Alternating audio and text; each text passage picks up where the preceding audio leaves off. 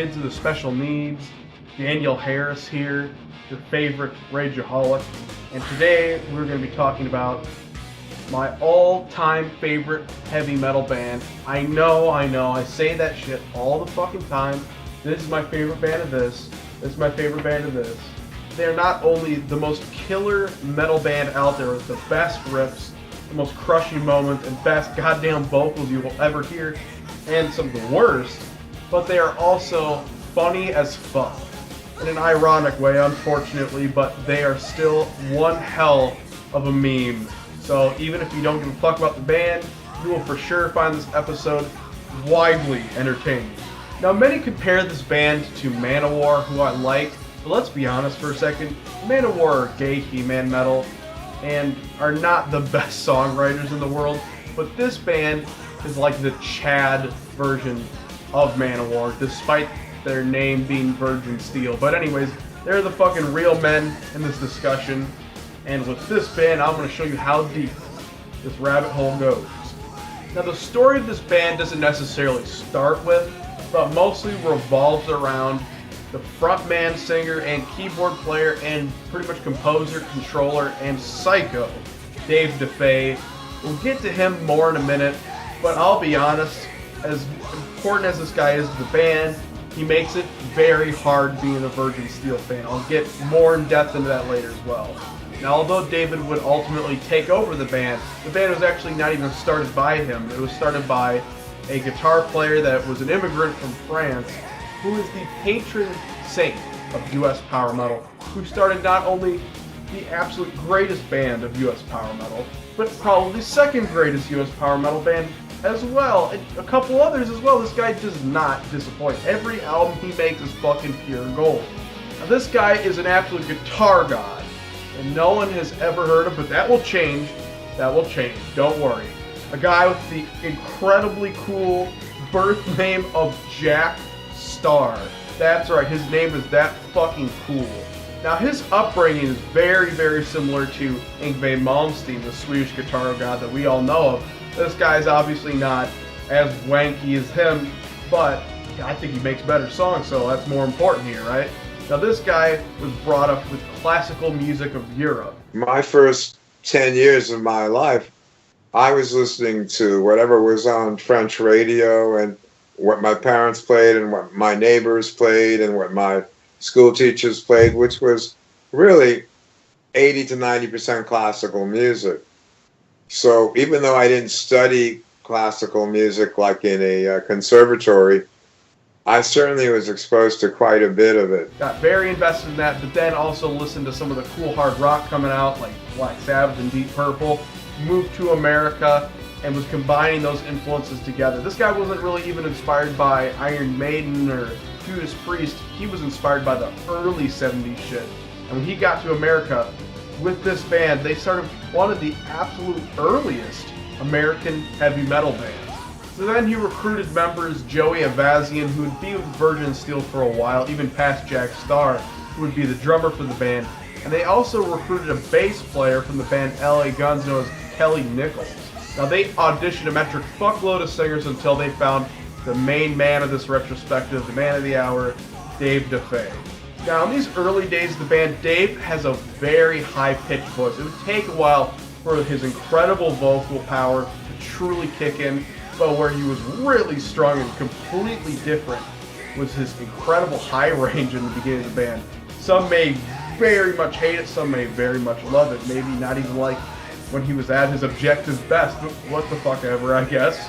Now, Dave was also an incredible piano player, so he auditioned for them by singing and playing the incredibly demanding Child in Time by Deep Purple, and instantly got the gig. So then they were having issues with the bass player, so they fired him, and they got Dave's friend, known as Joe O'Reilly, to come in and play bass, and this was the original lineup of Virgin Steele, and mostly the 80s lineup of the band, even after Jack Starr. And this album that they were going to record was definitely more hard rockin', which was Jack Starr's forte at the time. And there's some classical moments in power metal, but mostly hard rock, which really makes it stick out like a sore thumb in their discography, but it's a good album nonetheless.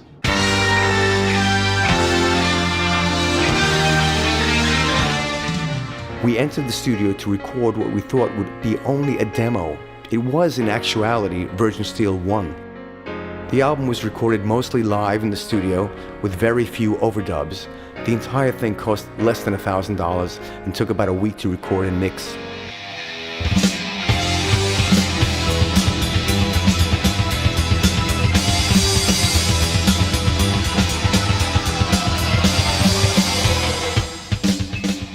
Now let me just say right away, if you love early 80s traditional heavy metal, you'll probably love this album. If you like 70s hard rock, like Deep Purple and Rainbow, you'll also love this album. If you're expecting a heavy power metal album that's supposed to sound like their classic period, or some fucking thrash album or something, go elsewhere and stop being a bitch. Because if you go out there and look for reviews of this album, you'll find several internet spurglords complain all left and right about this album, how it's terrible. Now I will admit though, as much as I love this album and will defend it to the day I die, there are several vocal passages that are quite cringy, some lyrics as well. The song Pictures of You kind of comes to mind, but those moments are very far and few in between. It's a very rock and very killer album. A lot of my favorites are on here. You got American Girl, which is really catchy, Drive On Through, which just rules, and you also have really melodic killer songs in here, like Still in Love With You. But the moments where the album truly shines is when Virgin Steele is Virgin Steele, as in the Virgin Steele they turn into. The power metal moments on this absolutely slay fucking dragons and posers.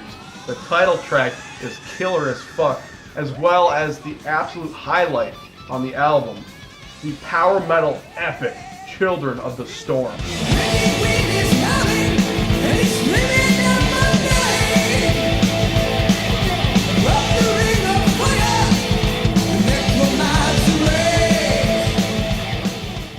What's weird is that song and the title track were all written by Jack Starr, but that whole sound was more heavily implemented into the band after he left. But this is the Jack Starr era of the band, and he will not let you forget that. He shows up incredible guitar prowess, especially on the Eddie Van Halen inspired track Pulverizer.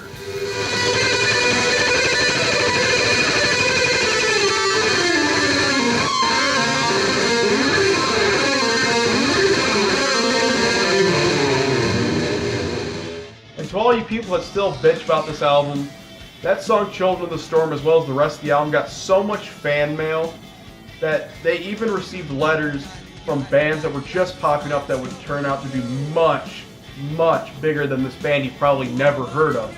You know, bands that, Queensryche and fucking Metallica. That's right. In fact, Jack Starr even said that one time Cliff Burton and Kirk Hammett came up to him after a show saying how much they loved Children of the Storm. I think it was either Kurt or the bass player, Cliff, who said that they really liked one of the songs off our first album. So I said, which one is that? And they go, well, Children of the Storm. And I said, oh, wow, that's cool, and it's a song that really got Virgin Steele noticed because that song was picked to be on a sampler album from Guitar Player magazine, which was called US Metal Volume 2. But anyways, this album rules. Stop being a bitch. Let's move on. This one rocks, but the next one slays.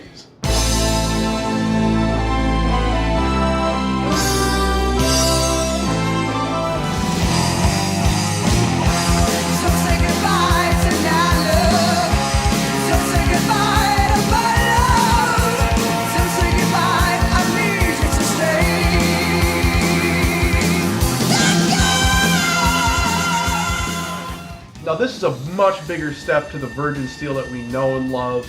Although there are still about the same amount of power metal tracks as the last album, the songs that fill the rest of the album are a lot more metal than rockin', as well as maybe even a couple AOR tinges in there, but it much more resembles classic Virgin Steele than the first album.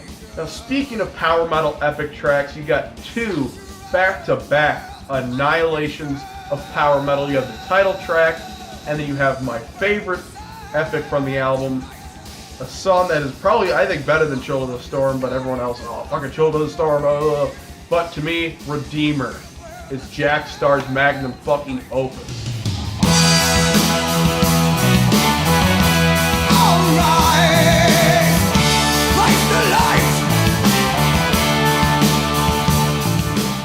But if you're not into that power metal shit, you also have a lot of cool rockin' catchy songs on here, which actually has some Dave DeFay influences into, especially the opening track, Don't Say Goodbye Tonight, which is a really, really good melodic song, some AOR tinges in there. And my favorite song on the album, the really rockin' song that actually sounds a bit more like the first album, Life of Crime. We're heading for a love of crime. Keep running to the day we die. We're heading for a love of crime. It's too late now.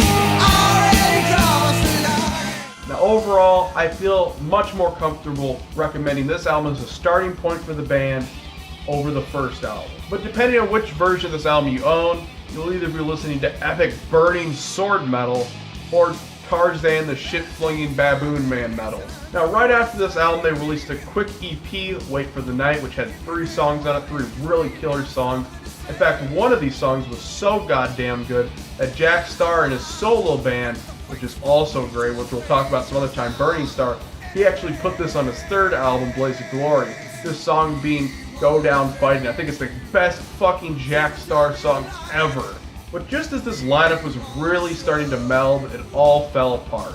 So Jack sought out a manager for the band to take them to the next level, but this guy pretty much ended up playing backstage politics to try to fuck everything up, and eventually would even financially bankrupt the goddamn band and sue them. His name was Zoran Buzik. And I said, well, Zoran, can you help us? Then I saw some of the contracts that he had in mind. And the contracts were very one-sided. I told that to Dave. I said, we really need to step back and really look at this situation, He, I believe, convinced Dave to get rid of me so that he would have no interference. This manager was putting thoughts into David's head, and it really started to get to him once Jack started a solo project with Rhett Forrester and didn't really give much info to the rest of the bandmates. They thought he just straight up left the band. I went and recorded a solo album called Out of the Darkness in 1984. I had the intention of coming back. I could see maybe Dave thought, that was my way of quitting the band. But it wasn't really that well thought of, because considering all the incredible work that I did to make the name known all over the world and do all these record deals in different countries like Japan, like Australia, like you name it, get us in tons of magazines. Why would I quit? There's a big falling out with Jack Starr. Dave got the manager that they probably shouldn't have, thinking that he would give them dollars. There was a lawsuit of the name. When I told them I'm getting a lawyer, I don't want you guys using the name Virgin Steele.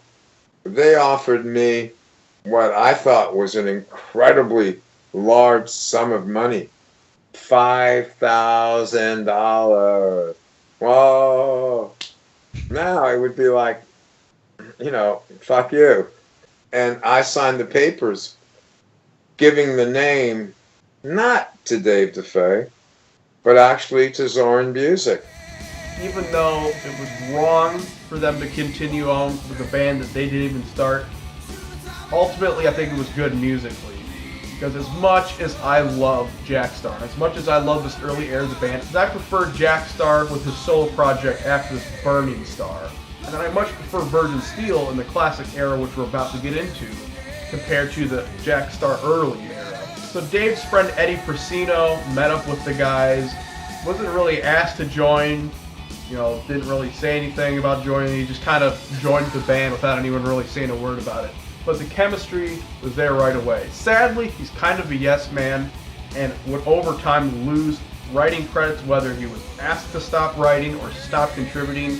The sad thing about that is that Eddie always wrote the best fucking riffs on every album. So no matter what, he needs to make a goddamn comeback or I'm gonna get pissed. But he wrote a lot of material for these first couple albums he did. In fact, he did a bulk of the songwriting on the first classic Virgin Steele album, Noble Savage.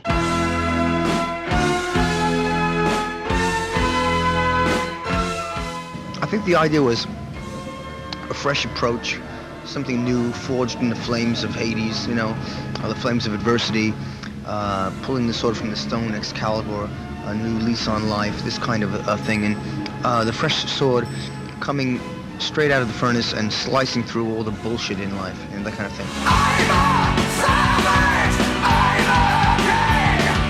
I fought the deceivers, I conquered evil, I conquered evil, yeah!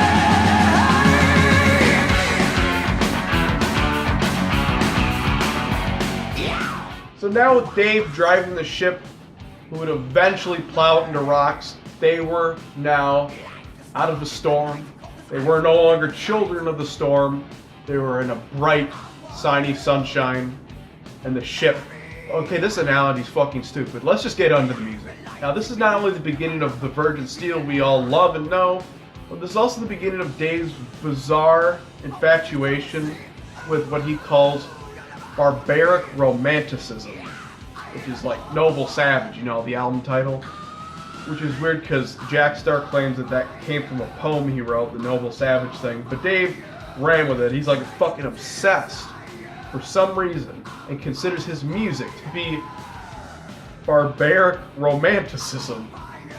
Whatever the fuck. And even though there's this big push to the Virgin Steelness we all love, the power metal shit, there's also some inklings of old with songs like Evil in Her Eyes and Rock Me, which sounds like shit maybe from the first album. But man, the rest of this album is the ballsiest power metal you'll ever hear. Not that fucking cheesy pizza power metal. We're talking about metal that is so killer that not even trad or thrash or death, fuck black metal, nothing stands a chance against it. But you'll have to put a gun to my head to make me call this shit barbaric romanticism. You have killer metal songs like I'm on Fire, Fight Tooth and Nail, and one of my favorite songs, the opening anthem, one of the greatest anthems of all time, We Rule the Night.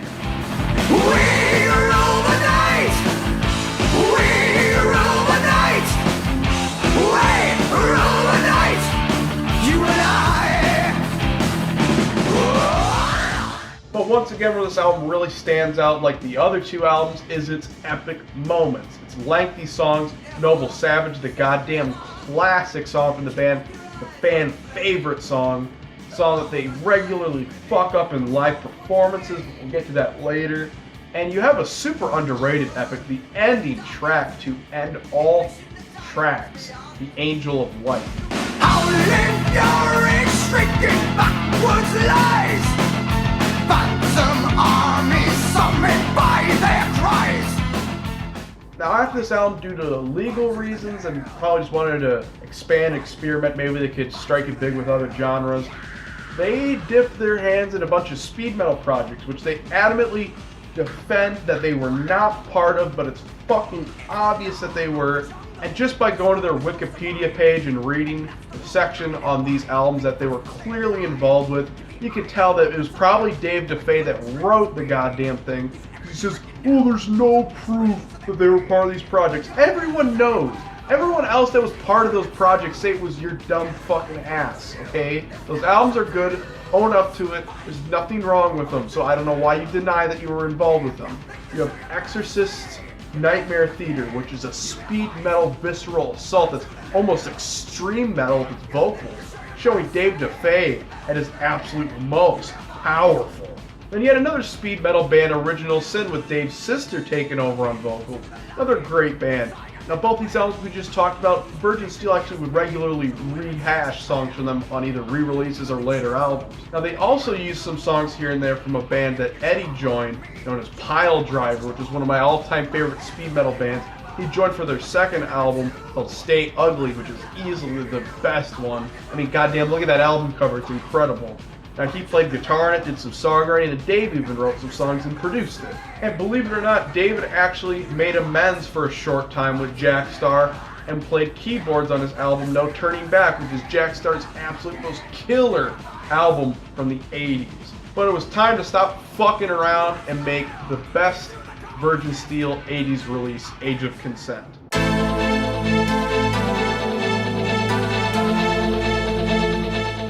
But no!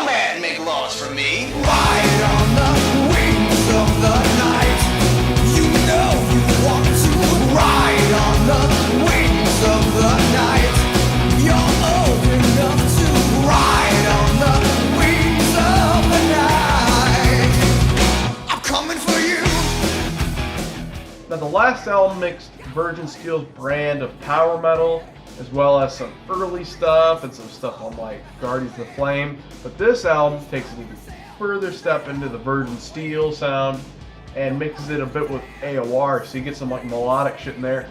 Still some rockin' songs here and there, like the cover of Stay on Top by Uriah Heep. And you also have some weird shit with the song 17, which is kind of like the title track of the album. And depending on which version of this album you own, there's going to be a different opening song. Same with Noble Savage. I mean, every time they re-release these two albums, they just shove them filled with fucking new songs that they recorded each time they re-release it. And the track listing, for some reason, becomes more scrambled than Dave's brains. Now, in the original version of the album, it opens perfectly with On the Wings of the Night, which is a melodic, cool song. But also, I'll accept the other opening track, which has become the more common opening track of all the re-releases. The band's best motherfucking song ever. Perfect intro, perfect riff, perfect chorus, perfect vocals. This is Virgin Steele at their absolute most pure. Dave's vocals are on fucking point. This is what he should and at his best sounded like. The song The Burning of Rome, Cry for Pompeii.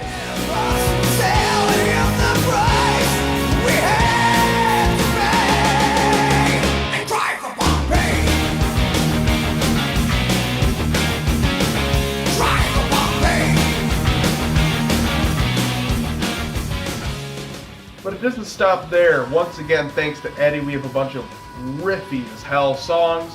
Most notably Let It Roar, which is actually kind of similar to Fight Tooth and Nail from the last album. And you also have the absolute killer Chains of Fire. Chains of fire, burning up with me. Chains of fire, chains of fire. But sadly, this incredible album, their best one of the 80s, sold like absolute shit, had poor distribution, and their manager fucked them over, and it was pretty much a Mexican standoff. He sued them, and they didn't know what to do. They all fucking bailed from the band. The band did reunite in the early 90s. They got a new bass player though, Rob DiMartino, and they went to record an album that was very different from them. Because the big problem is, for some dumbass reason, just like every other power metal band, they make an 80s, very 80s LA sounding album in the 90s.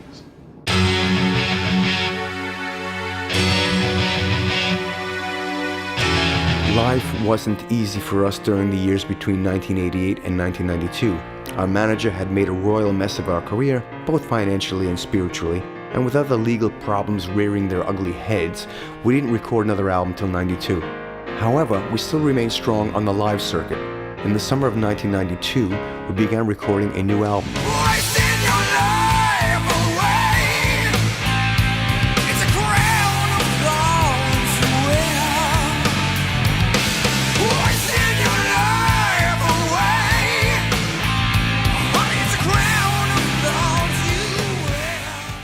Now, it's very hard for me to recommend this album. I personally love it and love every song on it. I think it's a great album. One of the weakest though, for sure. But a lot of people do hate this type of sound. I'll just shorten this review for you. You like Whitesnake, you like 80s, hard rock, hair metal, whatever the fuck you want to call it, you'll like this album. At least the better kind of 80s hair metal, because this is definitely a quality take on that. But of course, for some reason in the 90s. But if you don't like that sound, just avoid it. You're not even going to like this album. Now, half the album focuses on more Eddie Frasino-focused songs like riffy, cool hard rock and shit. Like one of my favorite songs of the album, I Dress in Black.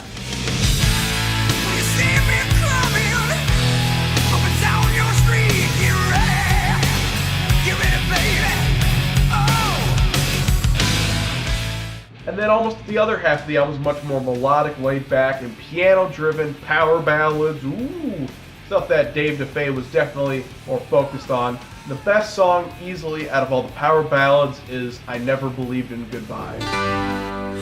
The rose that you gave me just died today. I guess you won't be coming back. Now, at this time, the band could not sell shit. This album does not help that at all. But for some bizarre reason, they decided to make a bunch of very low budget music videos for a bunch of songs on here. Now they're terrible as fuck, but there's a lot of charm to them. I mean, the editing isn't too bad on them. There's some cool visuals here and there. What's funny is they compiled all these music videos together. Instead of putting them on MTV, they put it on a VHS tape that no one fucking bought. Hilariously titled, Tales of the Snakeskin Voodoo Man.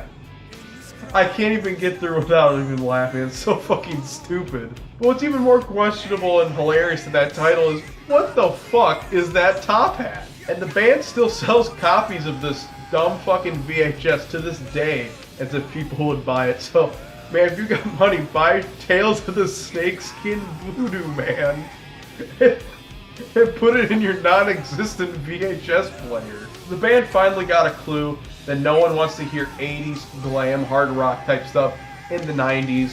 So what they finally did is said, fuck it, let's be true to ourselves. We have a shit label, we got shit distribution. Let's at least just be true to ourselves and make something we want to hear. Because of that, they started a slew of what I feel is their classic era, bizarrely enough in the 90s, starting with not only their best album ever, but what I think is one of the absolute greatest, if not my all-time favorite, heavy metal album of all time.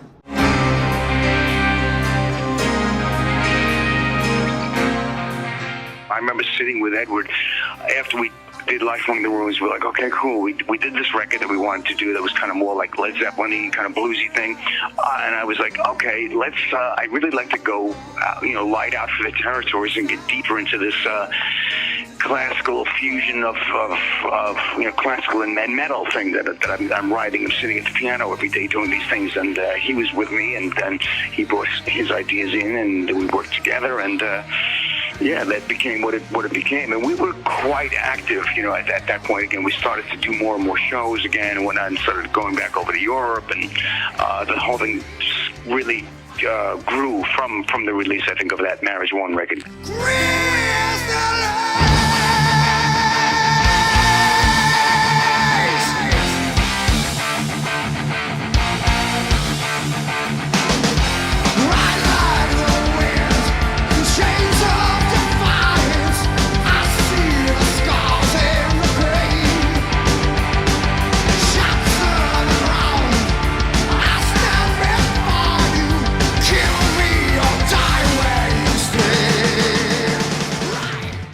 No over-exaggeration, folks. This album is so good that even the ballads are fucking incredible on it. They pretty much took the best songs that they had, Noble Savage, Burning of Rome, maybe not have songs as good as those, but make it the whole album, making it a much more enjoyable listen than, say, Noble Savage or Age of Consent. This is the very first Virgin Steele album I think I ever came across. The first song, of course, right when I heard it, instantly grabbed my attention. It was so weird, it was so killer, the vocals were incredible. And right away, Dave let me and all of you know that he's coming for us. Under tortured skies, from a land with no sun, I will come for you. Now, despite its title, this album is actually not a concept album, and neither is Part 2 or Part 3, but we'll get to that. For some reason, they named it with the Part 1 shit, but it's just like lyrical themes of like gods and goddesses and failed romances, because Dave probably goes up to girls and says, hey, want to see my romantic barbarism metal? But the comparing to religion theme definitely stands out on one of the absolute best songs of the album, the epic track, the epic, brooding, heavy, crushing song, The Last Supper.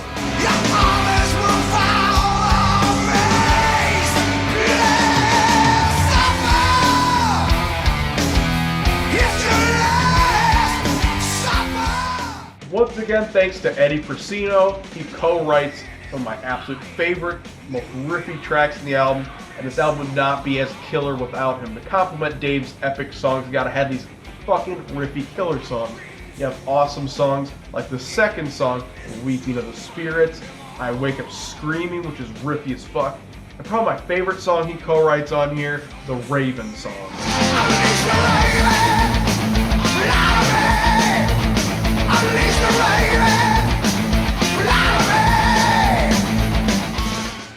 Eddie, somewhere in this mix, they lost the bass player.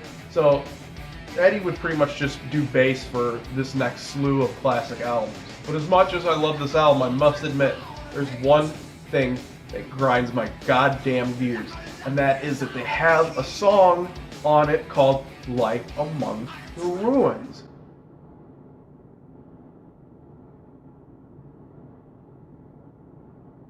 Why? I'm getting goddamn sick of all you fucking bands putting title tracks on albums after that album had just came out. Fucking put the song on that album. If you're just gonna write it as a new song that wasn't intended for the last album, then don't fucking give it the title track of the last album. It's plain and simple. You're driving me goddamn nuts. But anyways, the band got more notoriety again for sticking true to themselves. Definitely nothing big, because Virgin Steele, no one knows who the fuck they are. Hopefully that will change. But they were able to tour once again with the gay He-Man posse of Metal War, Manowar, and of course Uriah Heep. You know, they covered them with Stay on Top, so might as well tour with Uriah Heep. But like I said, he's got a slew of classic albums to keep getting to, and these albums are probably some of my all-time favorite heavy metal releases. I mean, this one's like my goddamn favorite heavy metal album. So it just keeps getting, not necessarily better from here, but keeps getting good as fuck from here. I mean, there's always a part 1, there's always a part 2.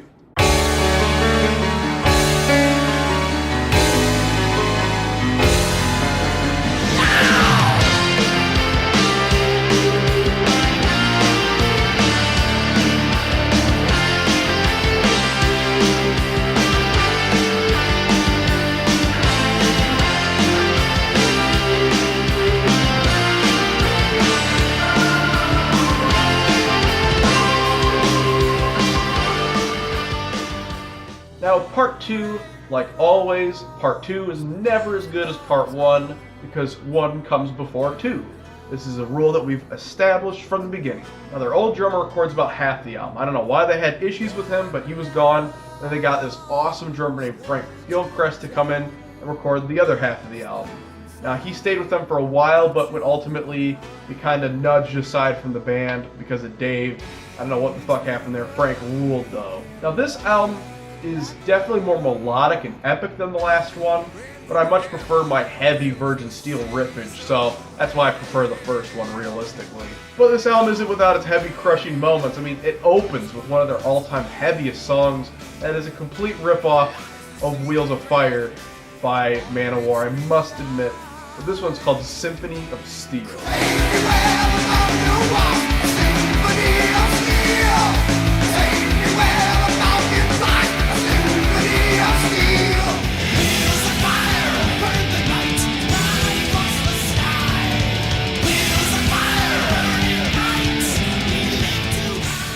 Like I said, you got so many epic as fuck moments. The huge epic Prometheus, which is just so atmospheric and just draws you in immediately. That's followed up with an epic that is so grand and melodic.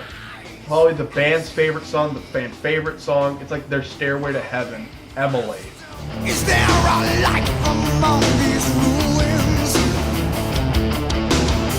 The child remains of all mankind. Once again, Eddie makes his presence fucking known with the bluesy killer song Devil Angel, which is always stuck in my head. But I must say that probably my favorite song on the album will always be one of my all-time favorite songs, even from the beginning. The greatest ending track of all time, bar none. I mean, come on. You name a song, Victory Is Mine, put it on the end of the album, it's super catchy, super killer, and you're going to tell me there's an ending track better than that? This is the greatest.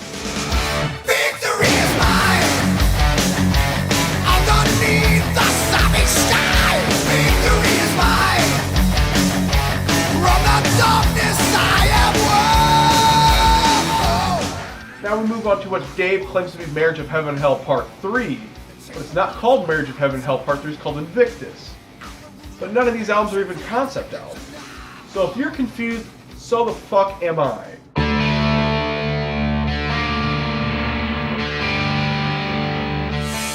true power metal. Yeah! On the wheels of truth, to the sun we know that forever lives inside mind.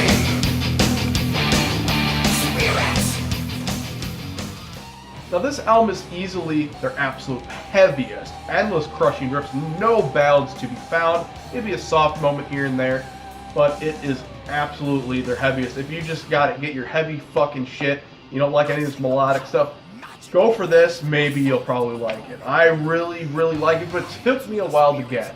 It took me a while to realize how truly fucking good it was. But my big issue with it is that you kind of feel like there's no Eddie Persino on this album songwriting-wise, because there was no Eddie Persino, except for a song here or there, one of them being my all-time favorite song from the fucking album, which goes to show why he should have wrote more for the album, even though it is as good as it is. But he did write my favorite song on the album, the anthemic as fuck, Defiance. Fight for my people, my home and my land. Fighting is our legacy on earth.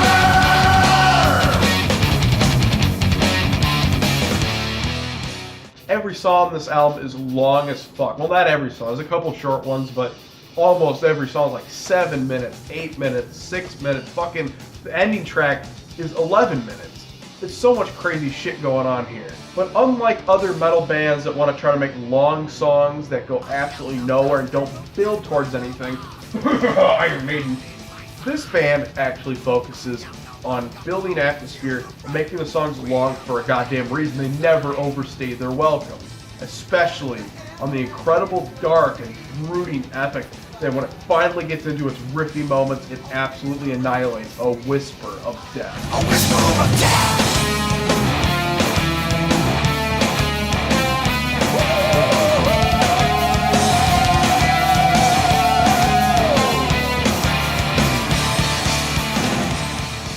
The band also made some brief appearances at Wacken and a couple one-off shows as usual, and Dave's voice was still gruff as fucking on point. I'd say that this is probably his most gruff, visceral era. I mean, other than Nightmare Theater by Exorcist, but that's like fucking almost extreme metal. So you guys should cherish these incredible vocals because they don't last, unfortunately. Now the band were in the fucking zone, man. I mean, you could argue Dave is just completely lost his mind and is ridiculously spastically writing music, but it's producing some killer stuff. But they got like 3 albums now in the span of 4 years.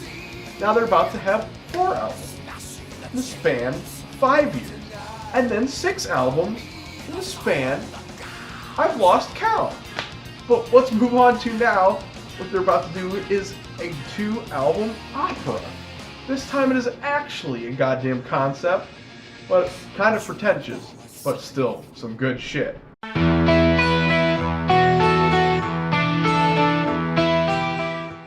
The myths are really timeless. It could happen today, it could happen 2,000 years from next Friday. You know, it's an eternal theme. And the characters, even if they're gods, goddesses, demons, or whatever they are, they all behave very humanly, very real. So, I'm not interested in giving history lessons, you know? I'm interested in current life. But those myths, I can use them as a platform, a jumping off point for what I want to say, what kind of commentary I want to make about modern life, my life, the shape of the world today.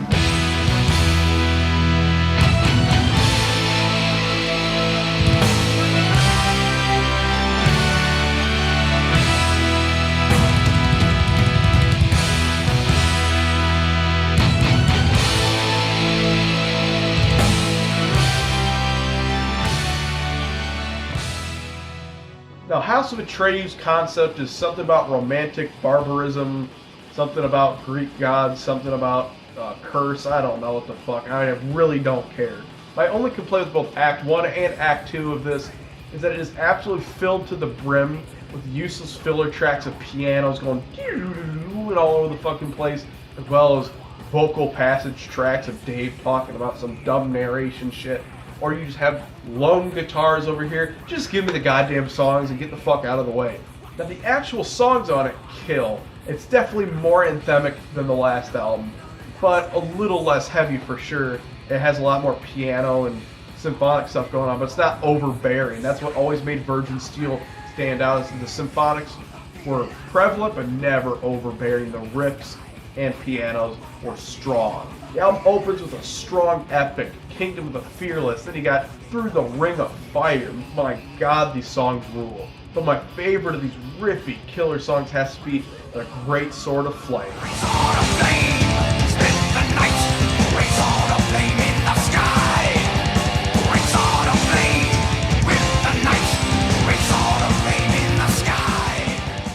I want to take quick note, though, that for House of Atreus 1 and 2, much like Invictus, doesn't have that many Eddie songwriting credits, but they definitely do have more than Invictus did.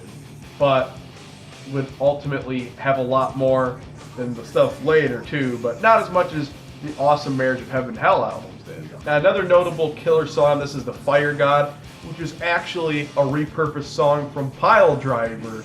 I said that earlier, now we're back. I'm drawing it back, whatever the fuck. Anyway, so this was a song from Stay Ugly, but I gotta say, I like this a lot more than the original song. Now, as much as I appreciated Invictus not really having overbearing ballads, even though I like Virgin Steel ballads, it was cool and different. It was just heavy all the time, but I'm not gonna lie, the ballads on this fucking album are absolutely incredible, especially my favorite ballad of all time from the band Child of Desolation.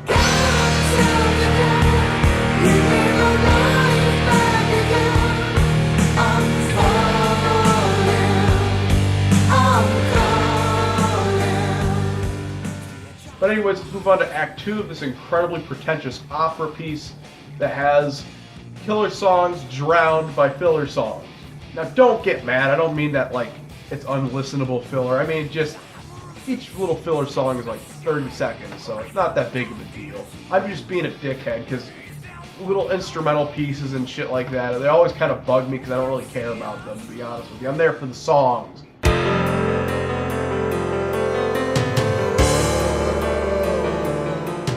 In a mad fever, I wrote the entire 3 CDs in about three and a half months. Yeah, mad fever of writing. Yeah, it's been a lot of. I've just been doing it non-stop for so long now. When we did really 5 albums in 2 years. In '98 we did Invictus, then we did Act 1, Magic Fire Music, and the 2 CDs that are on this one. Yeah. So the 5 CDs in 2 years. It's been a lot of studio time.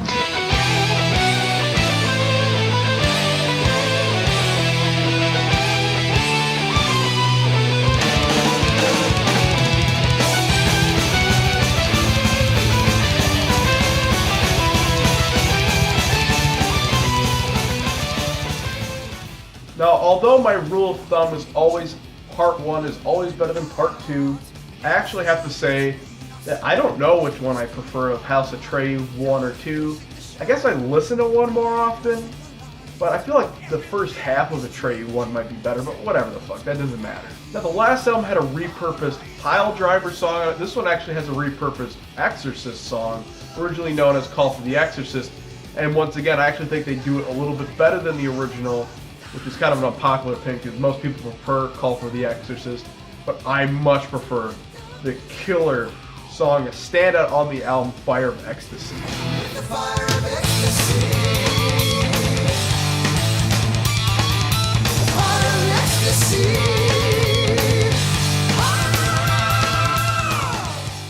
Now, this album actually combines some of the songs, especially in the second half of the album, with a bunch of the filler intros and shit like that to actually create musical suites and longer epic songs, which I do appreciate. I will listen to the little filler tracks if they're connected in that way, and they are pretty connected. Especially one of my favorite suites on the album, By the Gods, which I always loved how he said, By the Gods, Black Slaughter. But man, to pick a favorite song, you got Wings of Violence, which is awesome, and then you got Wine of Violence, which has such a catchy killer chorus. I don't know which to pick, but to be honest with you, with the incredible Line of Violence especially, you start to notice kind of the decline of Dave's voice. It still sounds good, but if you really pay attention, it's not as strong as it used to be. Still an incredible song, though.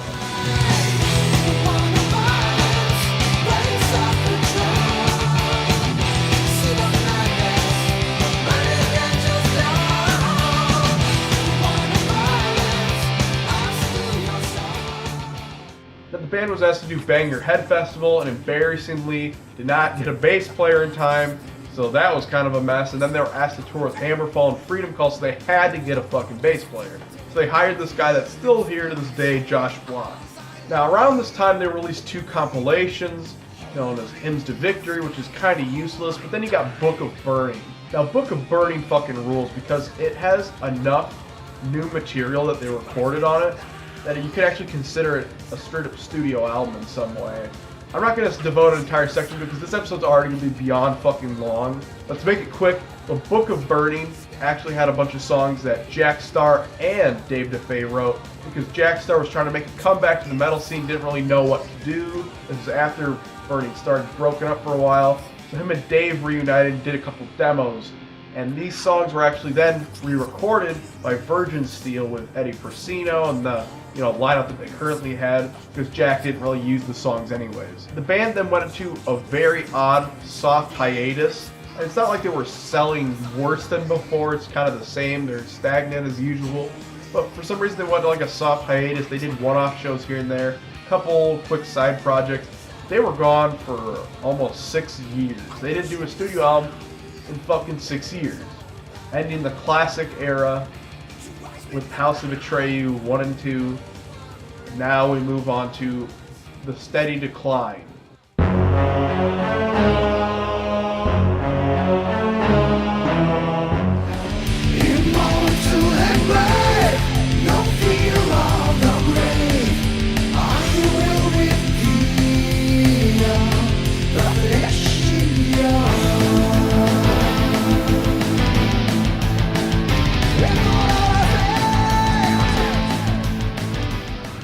Now, I love this album, and I think it's a really great one. I like every song on it, in fact, but we have to be honest with ourselves and address the issues that were arising at this time. First of all, the production all but ignores the guitars, which is a huge sin, especially for Virgin Steele, and even kind of hides the drums. In fact, the drums might even be a drum machine. They just sound really weird. And I know that Frank Gilchrist said that they did start using a drum machine around this time, and that Dave really did not value his drumming anymore because he thought, I can just do it on a computer. And then they buried both those and then featured the keyboards and pianos, which is not that big of an issue, but it's also featuring heavily the vocals, which are still kind of there. They're not like painful to listen to, but we have to be honest with ourselves and acknowledge that Dave is whispering a lot of what he would usually scream. So, he's gone from a scream to a whisper, basically. But the sad thing is, it opens the question, even though he was starting to struggle a little bit, House of Atreus 1 and 2, this was only like 6 years ago, and they didn't really tour heavily or do any major side projects. They just did one-off dates, so what happened to quickly escalate the decline of his voice like this? And ultimately, where this album could have been like a really killer heavy album like House of Atreus 1 and 2, but not like too heavy like Invictus, it could have been a cool, crushing album. It feels like it's just kind of epic without the heavy, like some of the songs on House of Atreus 2 that were more epic and didn't really have any contributions from Eddie. It's really starting to show at this point, and there's like no contribution from Eddie at all. But this album is still considered a classic, even by me, despite all of its flaws, so no matter what, you should still check it out, and you'll probably like it. Now this is another concept album, this time about Adam, from Adam and Eve, but he doesn't date Eve yet, he dates Steve. No, I'm just kidding. It's some like weird fucking romantic barbarism Valentine's Day bullshit. I don't even fucking care. But what really bugs me is Dave says about this album and a couple other ones like, oh, this is the soundtrack to a film that has not been released yet. It's like, dude, come on. Talk about delusions of grandeur. Just don't. And then he said the same type of thing with like House of Atreus. This is for an opera piece that hasn't been done yet. How about it's just a fucking concept album and stop inflating your fucking ego? But this album has a lot of killer moments like the incredibly catchy opener, Immortalized Stand, you have the killer Bone Dust, and some more subtle tracks like motherfucking Child Slayer.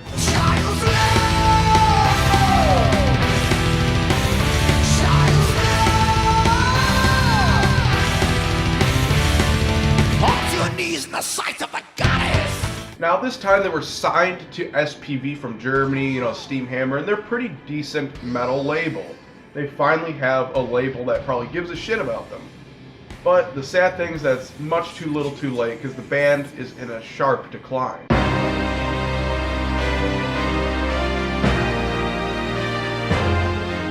the hammer of the Zeus and the wrecking ball of fire.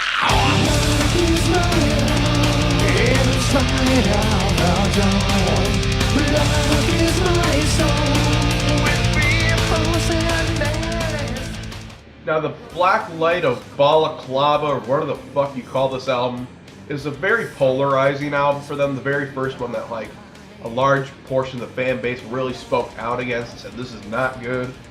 But I actually think it's still very good. I still really love this album and will defend it.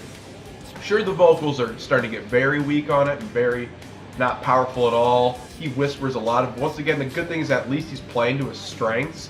And there's a good portion of softer songs in this.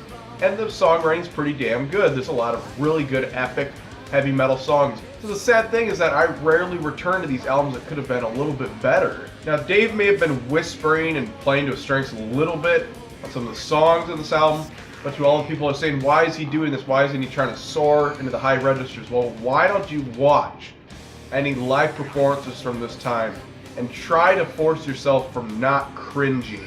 Their songwriting is still strong at this time, and I think they can still write pretty good songs even to this day. But another issue that's starting to creep in is not only are they starting to soften up a little bit, there's even points that make it sound like they're kind of getting old, which is never, ever a good sign. But there's still killer material. Once again, I mean, come on, the opening track, the classic, the Hammer of Zeus and the Wrecking Ball of Fire. And then you have, of course, my favorite song, Necropolis, He Answers Them with Death. He answers them with death. Into their eyes. He answers them with death. Right all those guys. He answers them. There was actually 2 songs cut from the album that ended up on the Digipack version of it that are more softer songs. Once again, playing to their strengths. I think you should get the Digipack. But I must warn you that if you do get that version, you will be treated to a 30-minute track afterward called From a Whisper to a Scream. Now, From a Whisper to a Scream is probably the most cringy thing I have ever listened to when it comes to heavy metal at all. It's not necessarily music going on, I mean there's music underneath it. It is literal spoken word of Dave DeFay for 15 fucking minutes talking about his music being transcendental classical music and why heavy metal is the transformative sound of art and feel. It's like, what the fuck? And he rambles on this forever. And then in the second half of this, he decides, oh yeah, I'm here to talk about history. And then just kind of brushes over the rest of it. It is absolutely cringe. We were born to defy. We were born to heed our own heart's call and our own voice. Amidst a sea of lame excuses, mediocrity, conformist rhetoric, and other bland sentiments that pass for metal and rock music these days. Now, I should also mention that a couple of years after this album, they would once again indulge themselves in low-budget music video making. The first one they did was kind of close this time for Perfect Mansions, which is one of those songs that they released, like one of the re-releases of Noble Savage and Age of Consent that they never stopped fucking re-releasing. So it was like a newer song that they recorded. And this music video was cringy and terrible, but once again there was a charm to it, right? They're just at the beach and walking around with a giant sword, and for some reason Eddie dressed up like Tony Iommi. But then came the later music videos. The music video for Black Light on Black may be one of the worst things I've ever seen. It is fucking hilarious for all the wrong reasons. There's no charm to it. It is just an absolute disaster. Now with Perfect Mansions, it was just recorded like shit, but they were able to at least edit it normally, just have quick cuts and whatnot, you know, like a normal music video has, and even a low-budget music video has. But this is some of the absolute laziest, most dumb fucking editing I've ever seen. It looks like whoever edited this, probably David himself, you know, credit someone else, but it's so bad there's no way he paid someone to edit this. It's literally if someone went on Windows Movie Maker and then whenever they wanted to cut footage, you just clicked and dragged as many random effects as humanly possible, and none of them complement the video. In fact, they all make it just a giant acid trip that looks like shit. And with the last time when we had to complain about the fucking top hat, what are those goddamn boots? And once again, it's shit like this why I'm really embarrassed to call myself a fan of this band, let alone my favorite band of all time. But man, not nearly as embarrassed as I was when this album came out.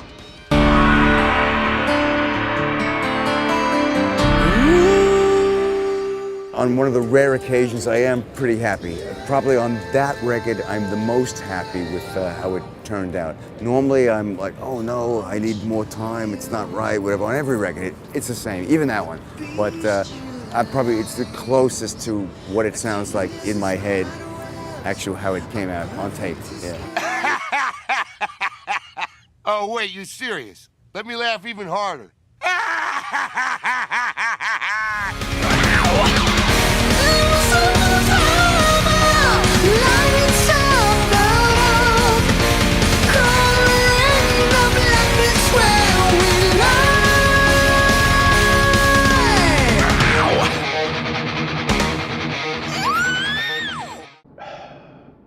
God damn it. Okay, look, after jamming this album in my head for hours and hours and hours on end, I tried. I kind of enjoy this album, but I have to be fucking honest with you guys, right? Especially if I'm trying to get you into this band and let you know what the scoop is.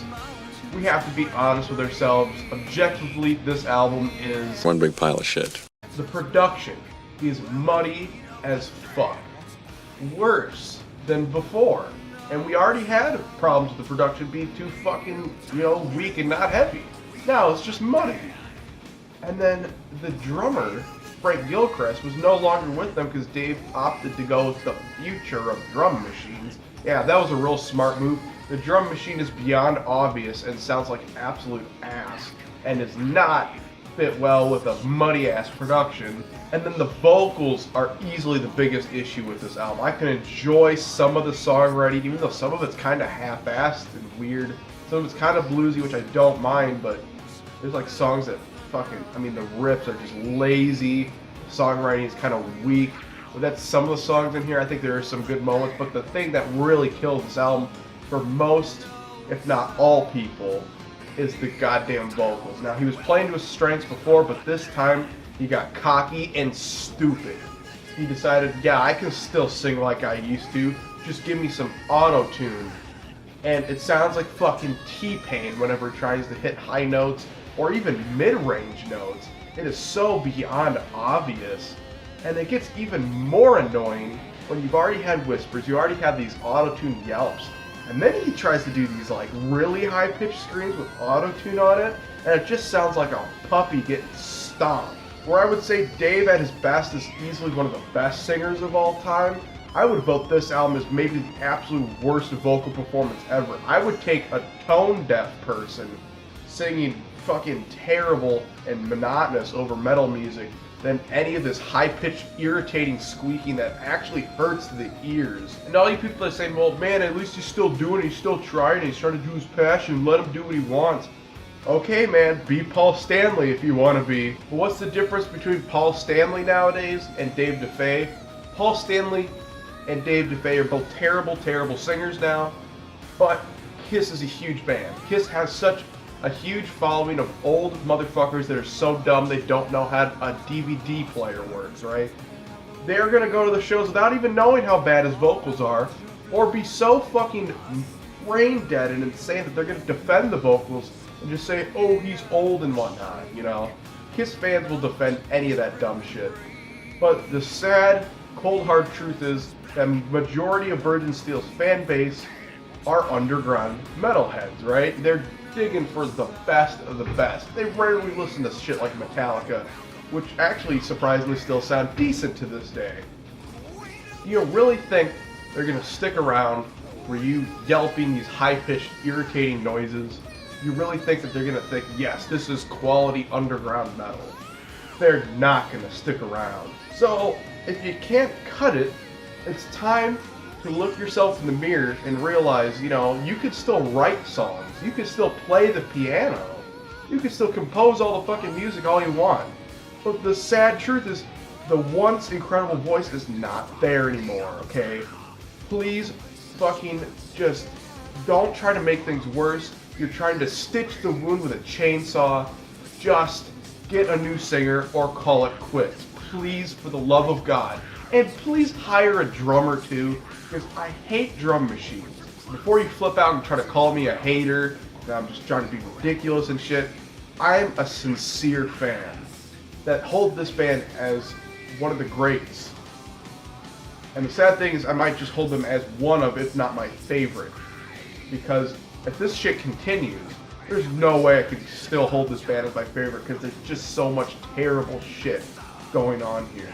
And there's some good moments on here, especially when they dug back some old shit, like, you know, some Exorcist material. But for once, when they dug up old material, it's not as good as it once was. Now, another bizarre thing is that there's actually a double album version of this that had a bunch of leftover songs that were mostly softer songs. Some of them are definitely not as well written as songs as some of them here. But the truth is that the vocals are definitely more tolerable on this CD, so I don't know what the fuck they were thinking leaving all of these off. It probably would have been the smartest thing to do is release a ballad Virgin Steele album, or do what they were doing on the two albums before, because you could still whisper and kind of hold notes in that range, but the range is steadily declining, man. But anyways, also on this second CD you have a bunch of cover songs of classic rock songs like Black Sabbath and Led Zeppelin. So let's get to that second CD and what I think about it.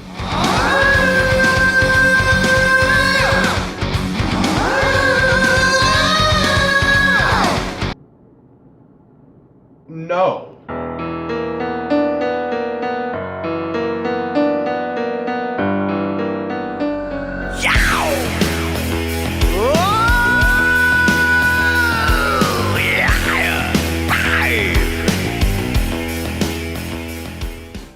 Out of nowhere, Davey and the Blowhards come out with another album, Seven Devils Moonshine, but it gets more interesting from there. This ain't just a normal album, it's a box set.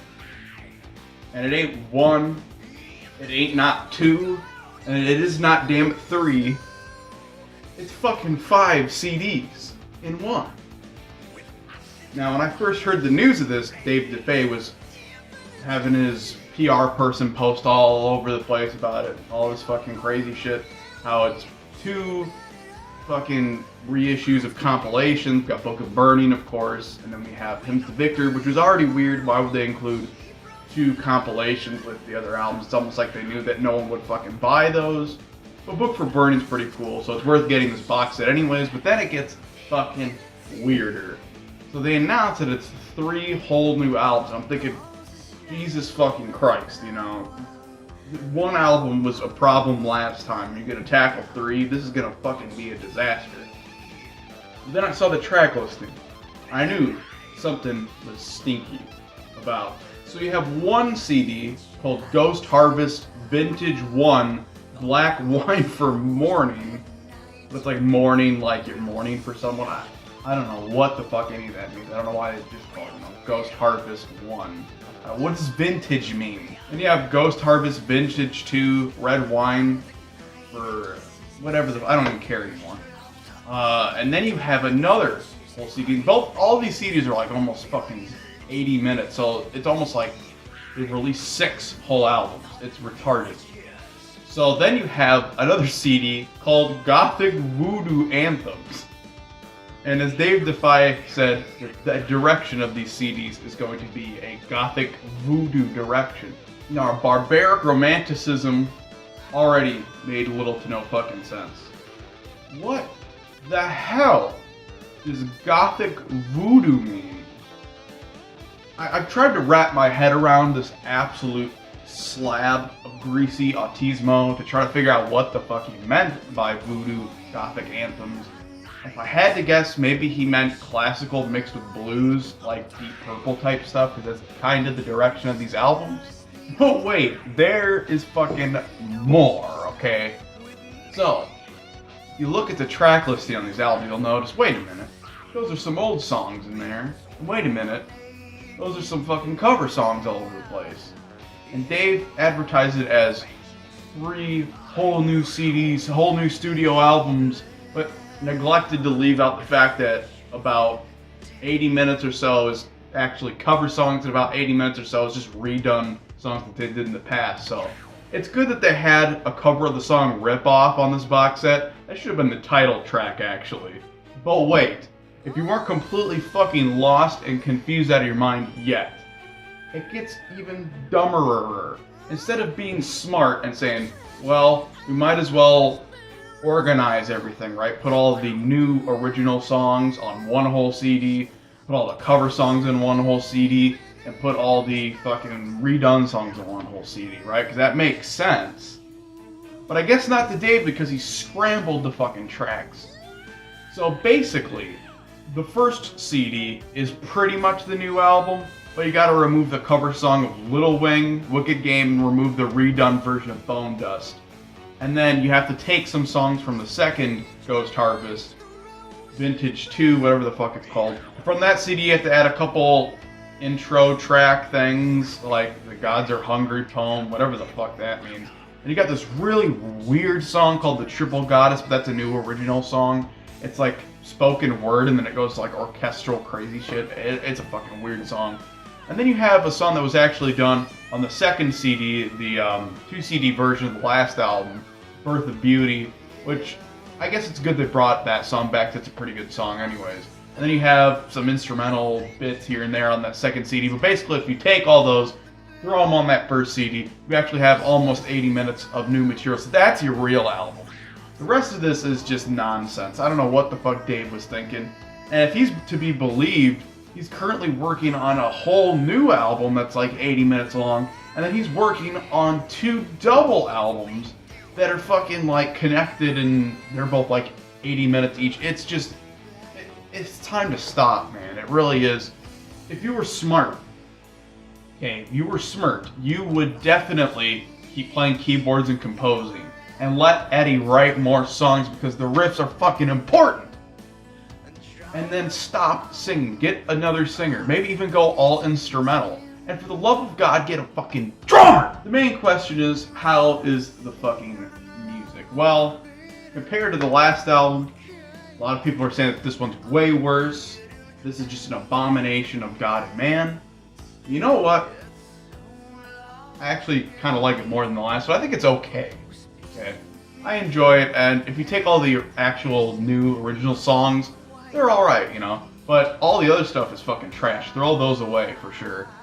And it's kind of a rip-off. Just to get one album, you have to get all this other stupid shit along with it. You basically have the same problems as the last album, but I would say Dave doesn't stretch nearly as much. The production's a little bit better. The songs are definitely better. They're nothing really special, but they're cool, bluesy, kind of epic songs, I guess. It's just Virgin Steel feels like they're losing their way a bit, but it's not as bad and as pathetic as the last album. Now, something I forgot to mention about the last album, and that's definitely brought back on this album in full fucking retarded effect, is the fact that Dave loves nowadays, after he got cocky and stupid on the last album, to not let a song actually have a good intro instrumentally. He needs to make sure that you know his voice is shot as fuck at the beginning of every song. He has to pull his horrible, horrible gruff howls, his horrible ear-raping whines, his squeaks, all of it.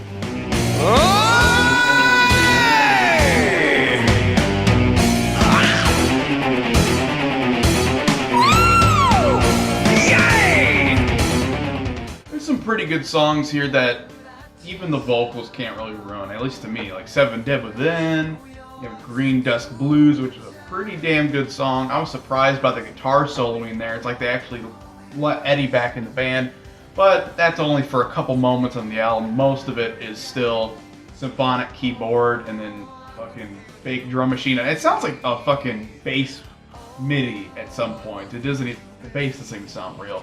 So Dave really needs to get off the ego trip and actually realize that this is a fucking band. If I had to pick a favorite song on here, it'd be probably Hearts on Fire, mostly because you can actually hear the goddamn guitar on it. And that's a pretty cool, catchy chorus. It reminds me of a lot of the shit from what's it, Life Among the Ruins, the glam metal one.